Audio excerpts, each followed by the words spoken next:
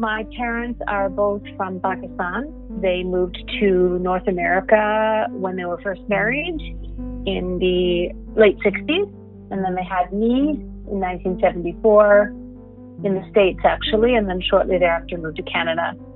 And so we lived north of the city in North York, and that's where I grew up. I was probably the only Pakistani kid in that neighborhood, and certainly at my public school. And we had a peaceful kind of suburban life there with arts and music and regular school stuff and playing tennis and riding bikes and all that stuff. I did my undergraduate degree in classical voice at McGill University, and then I came to Toronto to do my master's in vocal performance at the University of Toronto. Because my experience at the University of Toronto was kind of a cookie cutter music education, which makes assumptions about culture and about exposure and about aesthetic ideals. And I was already, I think, feeling itchy about trying to figure out a more inclusive way to encourage music making in young people. And so when I saw that posting, I thought, I don't know if I can teach, but I know that I've had good teaching and I've had not good teaching. And I wonder what it would be like if I could have a little part of it and how that would be.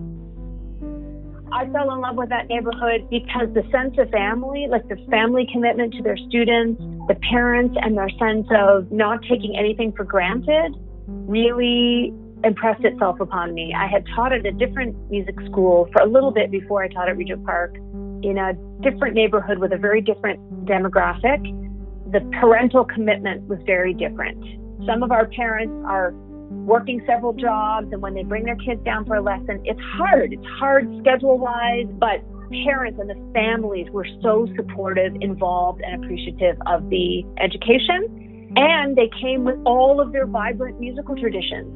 So they just would enrich the school. We would learn a song that we didn't know, or they would, at the potlucks after the recital, there'd be all this delicious food and beautiful clothing and just a gift. It's such a gift to be in a neighborhood like that.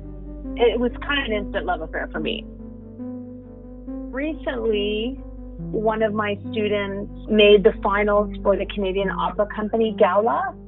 And so I got to go and see it. And I think I've taught her since she was 8. Since she's now a young woman in her early 20s, very talented performer.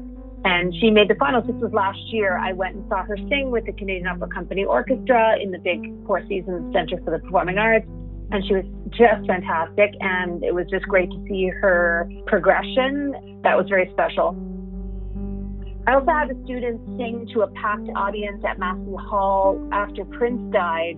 Choir contacted the school and asked if there might be a performer who could come and sing. And my student, Sabrina, basically learned Purple Rain overnight.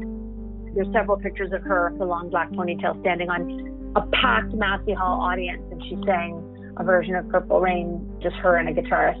And that was pretty special because she did such a great job, and she also pulled it together so quickly.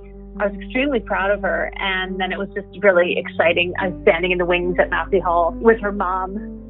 To go to university, period, for whatever, but to go for voice, if the passion was big enough in them that they went, it's lovely. Although I'm just pleased if they make music for the rest of their lives in whatever capacity, whether it's a career or just because it's something that makes us feel better as human beings. That's always very nice for me to see a student many years and say, are you still singing? And they go, yeah, I'm singing in a band or I'm writing songs. And I go, great, the job is done.